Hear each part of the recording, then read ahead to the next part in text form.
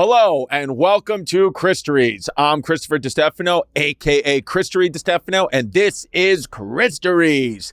Today, we're going to be talking about a symbol of ideological division, suppression of human rights during the Cold War, an iron curtain that separated Western Europe and democracy from the Eastern Bloc and communism. We are talking about the one, the only, Berlin Wall. Heiden Schweineheide.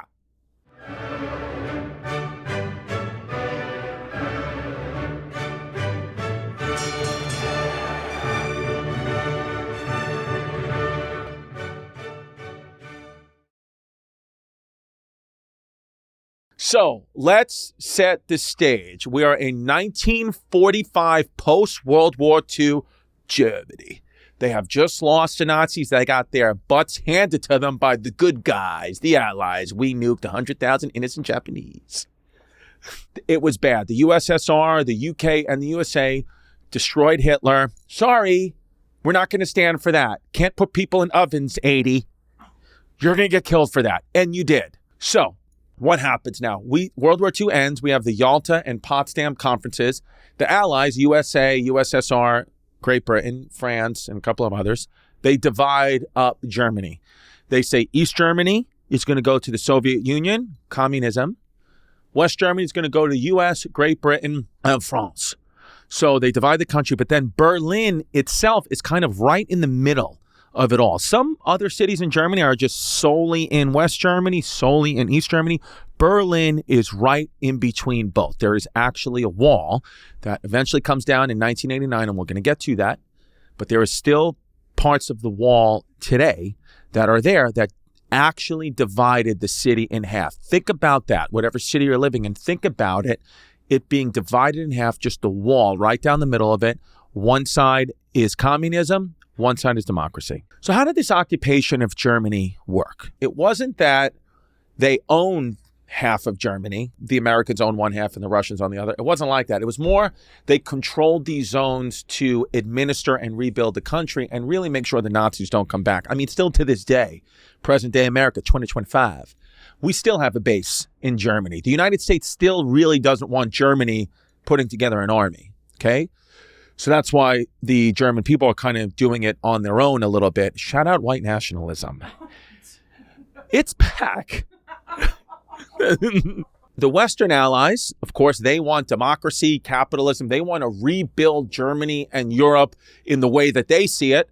The Soviets also want to rebuild, but they want to do communism. They want to say, but we like it our way. We don't want all this democracy, freedom crap. We want communism. This is what we like. We want vodka, potato. Everyone makes same money except oligarchs. They make all money. That's what it is. You like prostitute? We have them in shipping containers. Here's the thing. There wasn't really a long-term plan. Okay, they weren't like, we're going to do this forever. I don't even think they really had a timetable. They were like, just not forever. So France, USA, and Britain were like, we're going to kind of help West Germany get off their feet a little bit, and then we'll move on. And it's going to be cute. But you're going to see, it's not so cute. The USSR and Russia doesn't really like that they're sharing Berlin with 3 other countries. You know, they kind of are like, hey, WTF. They felt that Berlin was actually in East Germany, so they should just have all of it. It's kind of like the Statue of Liberty debate that we have today, where New Jersey is like, hey, the Statue of Liberty is closer to us. It should be ours. And New York is like, yeah, but nobody cares about you. You're New Jersey, so it's ours. And I agree. Who cares about New Jersey? What is this, colonial America? No, JK, I will be in Red Bank, New Jersey for New Year's Eve. Count Basie Theater going to do 2 shows. And then I'm going to be at the Wellmont Theater in Montclair, New Jersey, sometime in October. We haven't put that one on sale yet because the show at MSG, the tickets are a little slow. So here's the thing.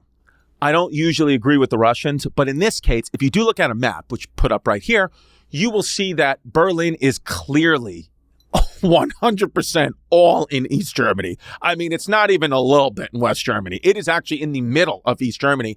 But the Allies tried to get cute and said, yeah, but that's the capital city. So we're also going to take a little parts of that. So I get the Russians' gripe. I really do. So the Soviets actually, they want to try to get the Allies out from Berlin. They do a blockade in 1948, the year my father was born.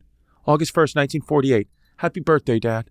So what the U.S. does and the other allies is they respond with what's called the Berlin Airlift. Okay, the Berlin Airlift. So what's the Berlin Airlift? All right, so because Berlin was located so deep inside East Germany, all ground routes to West Berlin passed through Soviet-controlled territory. And West Berlin was basically an island surrounded by Soviet land with no ways in except by air. So 1948, Soviets blocked all the roads, railways, canals, any way in or out, connecting West Berlin to West Germany. They stopped it all. They stopped trucks. They stopped trains. Couldn't bring in food, fuel, essentials, anything you needed. Cannot bring it in. We are putting up a blockade. The Russians are doing that. But instead of giving up, what does the U.S. and the Allies say? They say, well, how about we do a massive airlift and we're just going to fly supplies into West Berlin around the clock because your wall ain't tall enough to stop our planes, baby. The operation lasted nearly a year, and it actually wound up successfully breaking the Soviet blockade. So we work smarter, not harder. That's what my coach said. You got to work smarter, not harder. He's in prison now. That's a true story. So this was like a clear moment, though, of what the Cold War was like. Again, Cold War, not a hot war. Cold War. So it's like they're just being more like annoying. Like it's nobody is actually physically hurting anyone. It's just mind games. That's what a Cold War is. So it's USSR versus the US, communism versus democracy, influence and control over a country, all without firing a single shot. So the Berlin Airlift is kind of a little precursor to that, because the Cold War, keeps going and going into the 50s and 60s. But that's an episode for another day. So we got the economic divide, mass migration. People, of course, do not want to be living in East Germany and communist-controlled East Germany. They really, really don't. And some people want to actually leave West Germany too, because maybe their families, they want to go back to you want to go where your family are. You want to go where your people's is. That's what it is. So West Berlin becomes this booming capitalist showcase, proud beacon of democracy, while East Germany, because it's communism, remains economically poor. Between 1941 and 1961, 20% of the East German population fled to the West. Everybody, doctors, engineers, people were trying to get out of the East to go West. That's what it was. And this is not obviously a good look for the Soviets, because they're trying to instill communism in everyone. They're trying to make communism go all around the world. And the population is like, hell no.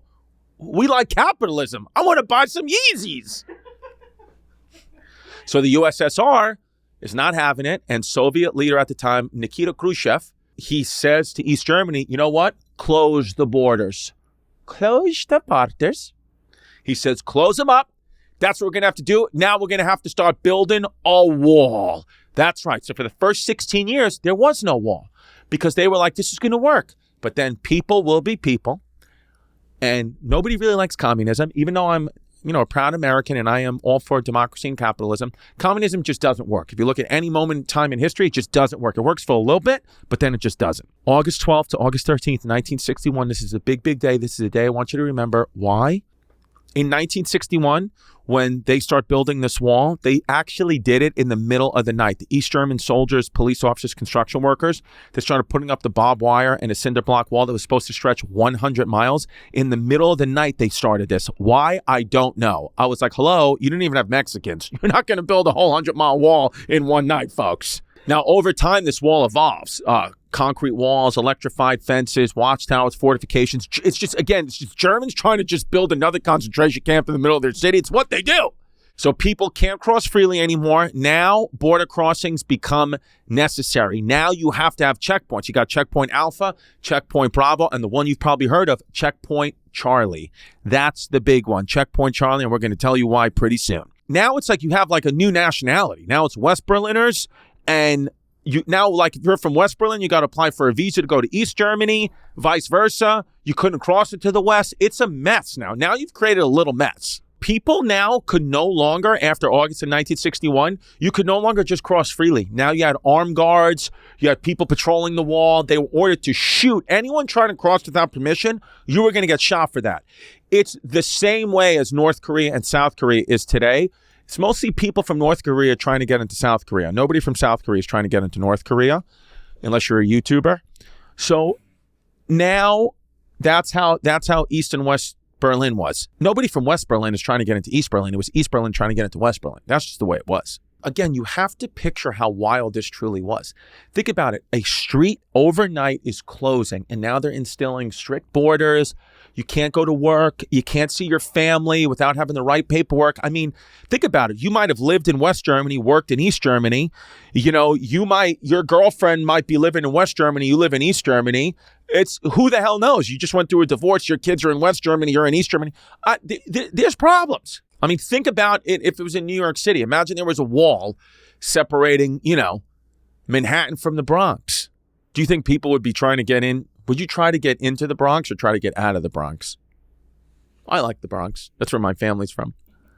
Okay, so we got a couple of famous stories from these walls. We got Hans and his son Peter. They get separated at the Berlin Wall for years, and every night they would go to the barrier as close as they could, and from across the concrete they would shout, "I love you." Their voices over the bridge. Beautiful.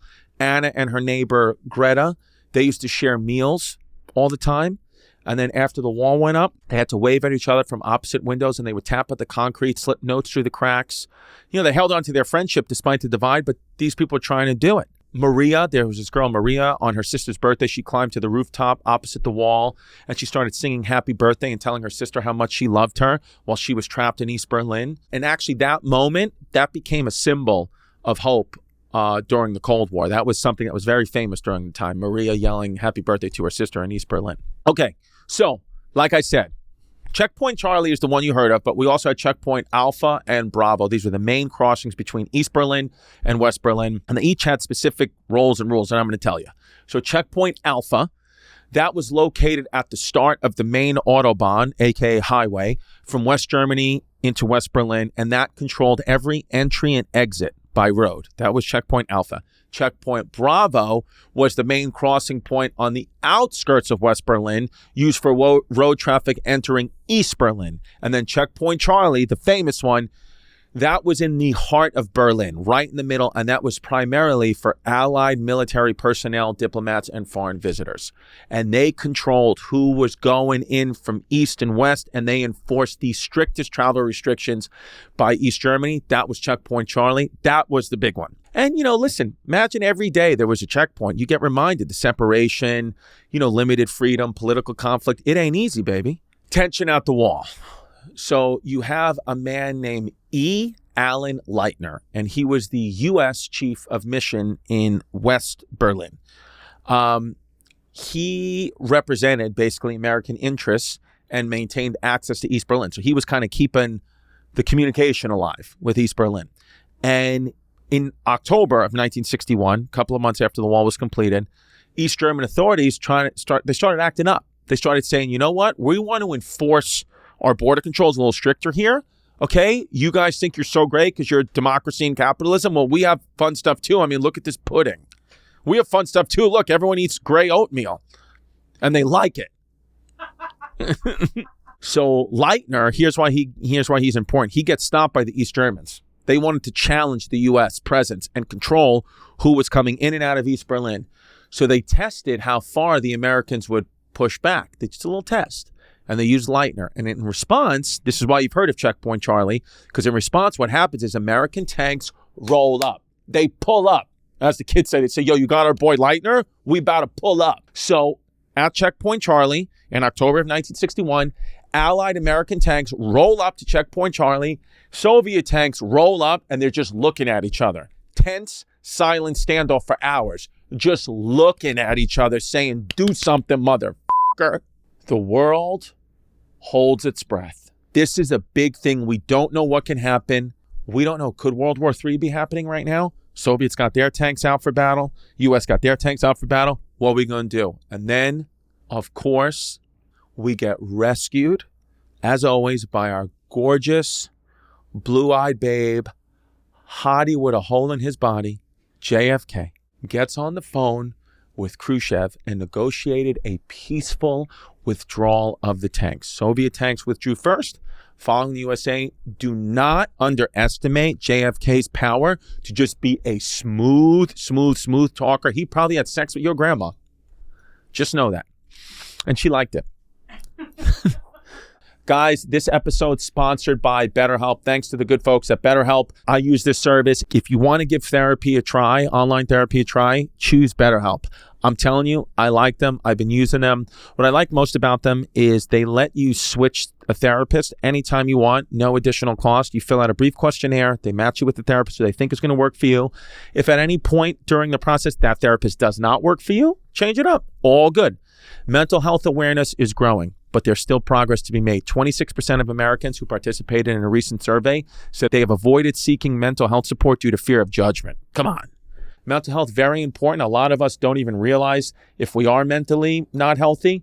BetterHelp is great. Even if you feel like maybe you don't need therapy, just give BetterHelp a try. You got nothing to lose, and we got a beautiful discount for you. We are all better with BetterHelp. If you go to betterhelp.com/chaos, you're going to get 10% off your first month. BetterHelp, that's HELP.com/chaos. You're going to get 10% off your first month. You easily switch therapists anytime, no extra cost.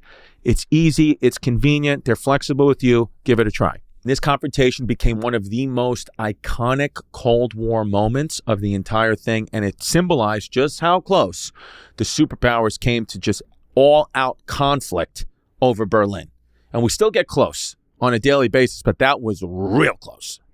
Now, armed guards at the Berlin Wall, they are ordered to shoot anyone trying to escape. Anybody trying to get from East Berlin into West Berlin, y'all going to get shot. Many people got killed by gunfire. They were trying to climb over or tunnel under, and they would just get shot. That's just what it was. The wall was surrounded, ditches, barbed wires, guard dogs, searchlights, minefields. I mean, they're Germans. They know what to do. They know how to keep people out. I'm sorry, they're Germans. They know what to do. They know how to keep people in. So anything near the wall, any building that was near the wall got demolished or bricked up. You just couldn't even go near it. In East Berlin, they had that strict government control, limited freedoms, of course, the economic hardships of communism compared to the West. People in East Berlin were like, why can't we be more like West Berlin? That looks cute over there. Not me. I'm here eating this freaking porridge. Now, East Germany, they had a lot of shortages of goods. Again, no money, fewer opportunities. It's communism. Everyone's the same.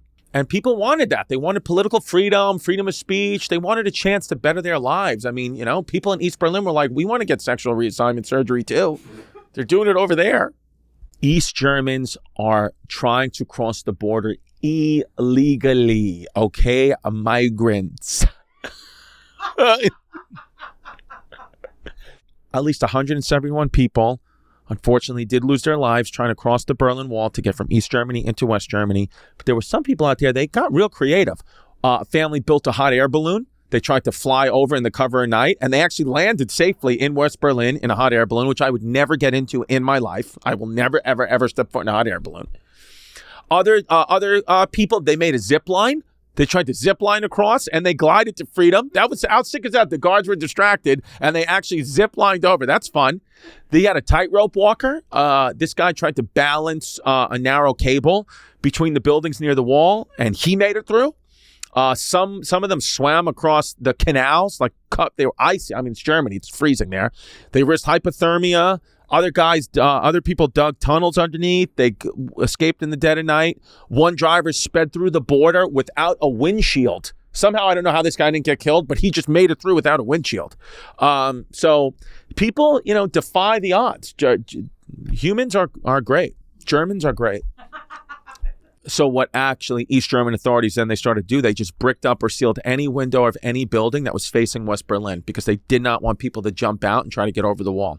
And also people were killing themselves in East Germany left and right because they were so close they could smell the freedom. If you were deeper into East Germany, you don't even know what existed for you. You didn't know the possibilities. But if you were in Berlin, it was right there. So this also, they wanted to block any escapes from East into West.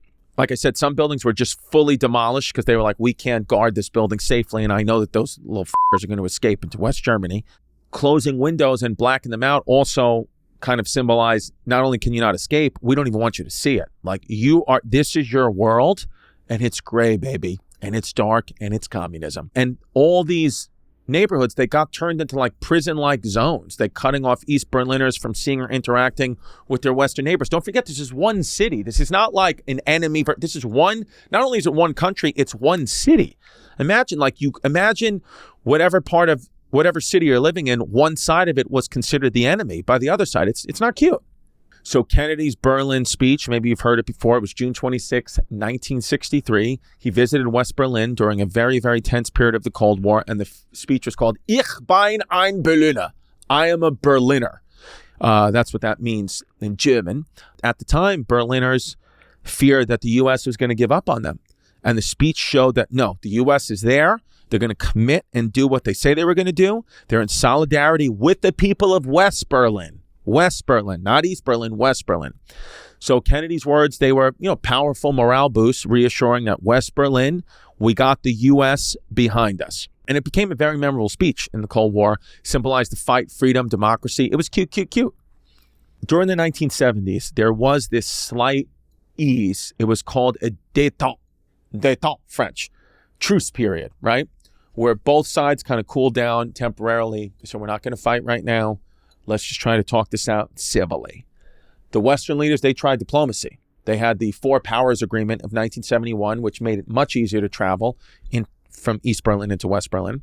East Berlin was allowing visitation rights. East Berliners, that you could go for a short visit to the West, but not the other way around. If you went into East Berlin, you were never coming out. That's just what it was. During the 1980s, you had stagnation with the talks. It kind of just flatlined. Economic trouble in the East again, shortages, frustration, more defections, people trying to go to Hungary. Imagine how bad your life is that you're like, I'm going to Hungary. I'm going to risk my life to get to Hungary. That's how much I don't want to be in East Berlin. Oh, Hungary's beautiful. You should go, Chris. Budapest. Shut up. I do comedy. Stop commenting with, stuff that's not jokes. Don't make fun of Hungary. Don't knock it. It's actually beautiful. Shut up. I know. You're a pest from Budapest. Okay, that détente, truce period, kind of ended in roughly 1979 when the Soviet Union just straight up invaded Afghanistan. That's just what they did, and that triggered a whole new wave of Cold War tension because then U.S. President Ronald Reagan had to take a hardline stance, and he had to increase military spending against the USSR, and that's when he started calling the USSR an evil empire, because don't forget, at this time in the 1970s, 1980s, Afghanistan was on our side. Don't forget that. Just go watch the movie Rambo. In the beginning of the first movie Rambo, they're saying that they're defending Afghanistan. So Afghanistan didn't turn around to be the bad guys until a few years later. A little thing called 9/11. Oh, it's a cute little fun fact here. Détente, that truce period.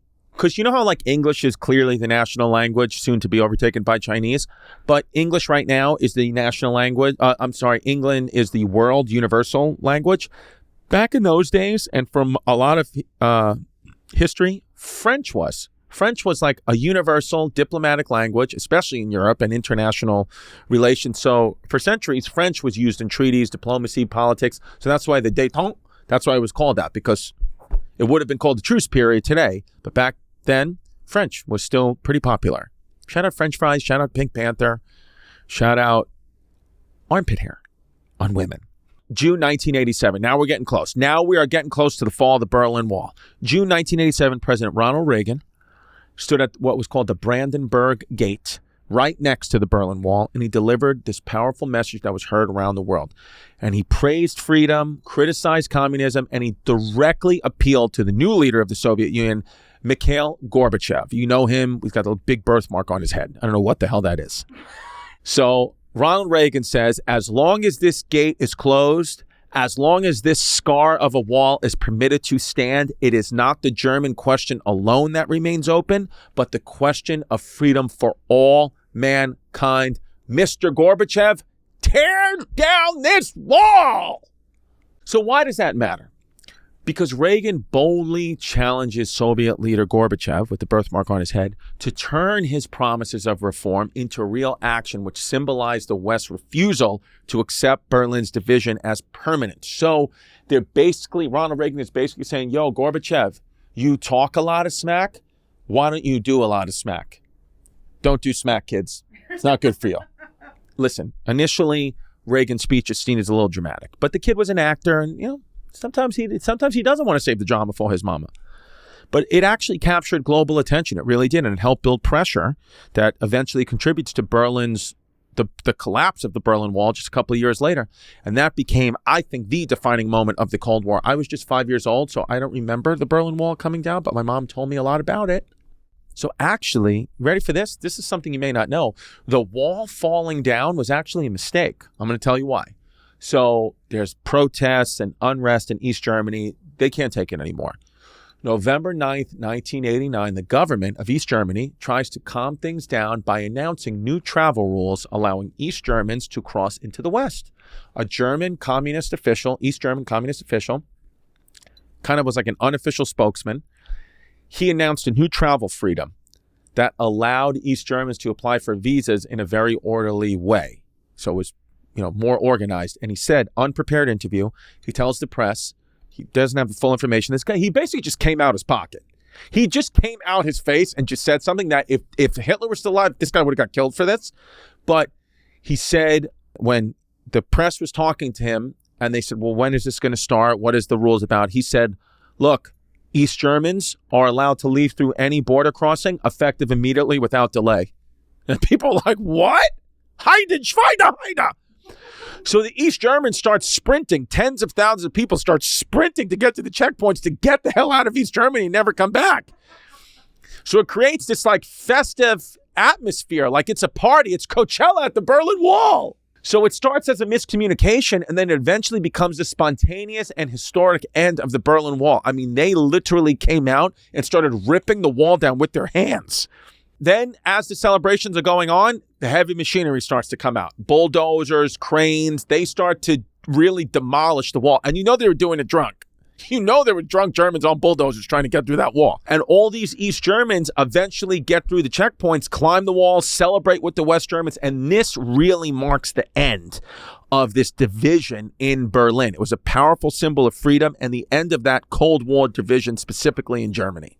That happens in November of 89. The official law, German reunification of the East and the West, that's October 3rd, 1990. They had to have all these talks. East German officials had to get what they want. West German officials had to get what they want. But then eventually, October 3rd, 1990, Berlin becomes the German capital once again. So no wall.